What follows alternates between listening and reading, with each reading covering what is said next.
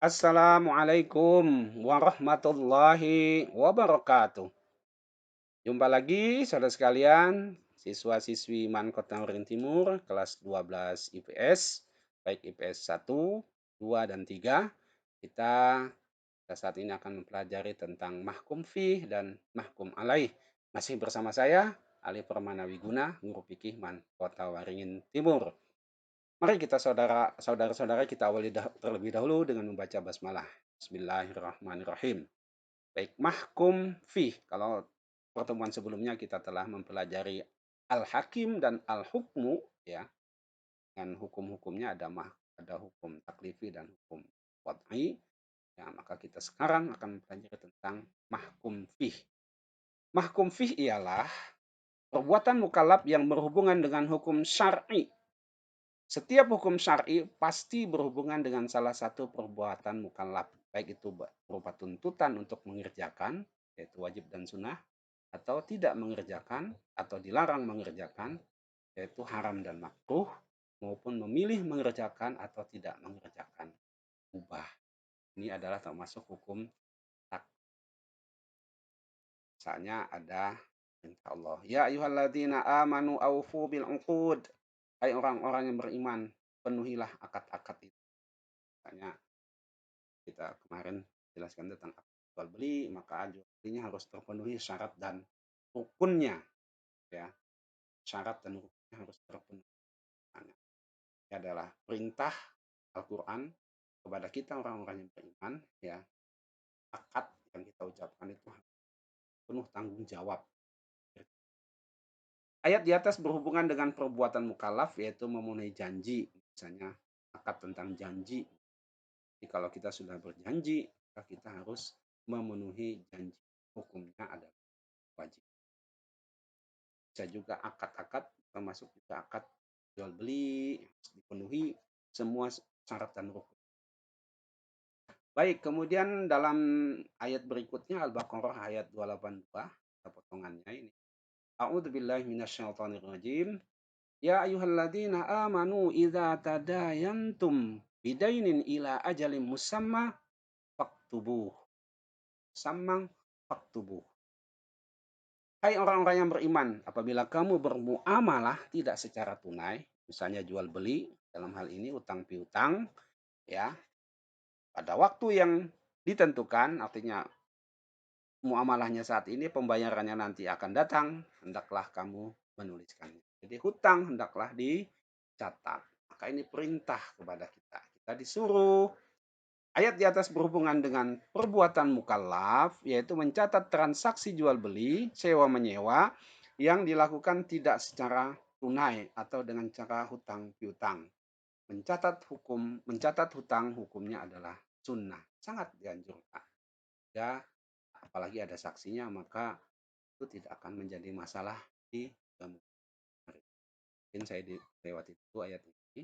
Nah, ini ayat ini tentang ayat di atas berhubungan dengan perbuatan mukallaf tentang menyekutukan Allah, bunuh anak-anak, mendekati perbuatan keji, dan larangan membunuh jiwa yang diharamkan Allah. Kesemuanya perbuatan yang haram. Larangan menyekutukan Allah, larangan membunuh anak-anak, larangan mendekati perbuatan keji, dan larangan membunuh jiwa yang diharamkan oleh Allah. Ada nggak jiwa yang boleh dibunuh? Ada. Ada yang dibolehkan. Misalnya pembunuhan yang disengaja. Betul, betul pembunuhan yang disengaja. Maka itu hukumnya adalah kisos.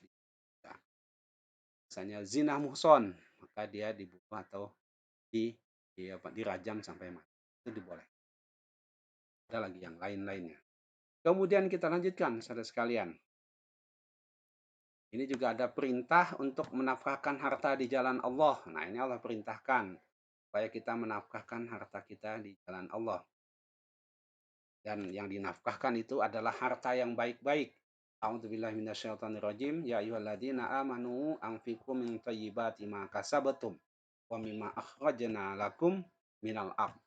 Hai orang-orang yang beriman, nafkahkanlah di jalan Allah sebagian dari hasil usahamu yang baik-baik dan sebagian dari apa yang kamu keluarkan dari bumi untuk kamu. Nah, barang-barang tambang. minyak bumi, batu bara misalnya, yang banyak sekali di daerah kita sini ya, dari hasil bumi yang di dalam perut bumi maupun di atas bumi. Misalnya kayu-kayu dulu yang sangat kaya raya kita di Sampit atau di Kalimantan ini dengan hasil bumi itu supaya dikeluarkan akan dinafkahkan di jalan Allah kita berupa zakat. Nah, baik, saudara sekalian. Nah, tuntutan syarat terhadap perbuatan mukallaf menjadi sah apabila memenuhi tiga hal atau tiga syarat. Perbuatan itu sungguh-sungguh diketahui oleh mukallaf sehingga ia dapat menunaikan tuntutan itu sesuai dengan yang diperintahkan. Jadi dia tahu, oh ini disuruh mengerjakan ini, dilarang ini.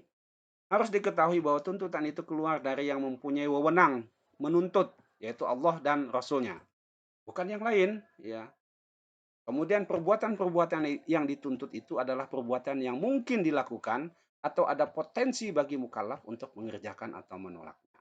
Jadi karena nggak bisa disuruh melakukan sesuatu yang di luar kemampuan manusia. Makanya perintah-perintah Allah itu, sholat, puasa, zakat, haji, dan sebagainya, itu sesuai dengan kudrat manusia, keadaan manusia. Tidak ada yang melebihi daripada keadaan manusia. Jadi kekuasaan manusia itu, apa yang diperintahkan itu sesuai dengan kemampuan. Baik, yang berikutnya mahkum alaih ialah seorang mukallaf yang perbuatannya berhubungan dengan hukum syara. Nah, Anda itu adalah mahkum alaih karena Anda sudah mukallaf. Nah, menurut hukum syara, seorang mukallaf sah diberikan beban karena dua hal, yaitu mukallaf tersebut harus dapat memenuhi dalil taklif atau pembebanan, yaitu ia harus mampu memahami nas-nas hukum yang disebutkan dalam Al-Quran dan As-Sunnah, baik secara langsung maupun melalui perantara. Nah, Anda harus tahu, oh sholat ini ayatnya. Kita diperintahkan, oh puasa misalnya, oh ini ayatnya. Anda harus tahu, tidak hanya asal ikut-ikutan. Yang kedua, mukallaf tersebut harus orang ahli dalam sesuatu yang dibebankan kepadanya. Pengertian ahli secara etimologis ya ialah memiliki kelayakan untuk menerima beban. Anda itu layak menerima beban. Semuanya sehat jasmani dan rohani. Kemudian balik dan berakal sehat. Kalau tidak, maka Anda tidak punya hak. Makanya orang gila itu enak aja kan? Santai aja, dia tidak ada. Nah, ini kalap. Nah, mungkin itu dulu dari saya. Mudah-mudahan bermanfaat. Sekelumit penjelasan dari saya. Menghati contoh awet nikah penghalang keahlian ini orang orang gila, maka dia tidak berhak mendapatkan tuntutan hukum. Kalau dia melakukan kejahatan, tak bisa dituntut. Ya, kalau dia melakukan kebaikan juga salah. Ya, batasannya sebagai seorang yang apa namanya mempunyai penghalang. Nanti penghalangnya ada. Nah, bagian penghalang yang tidak mempengaruhi keahlian. Nah, baik, itu dulu penjelasan dari saya. Semoga bermanfaat bagi kita semua. Mari kita tutup dengan sama-sama membaca hamdalah. Alhamdulillahirrabbilalamin. Terima kasih. Mohon maaf. Billahi taufiq wal hidayah. Ihdinas siratal mustaqim. Wassalamualaikum warahmatullahi wabarakatuh.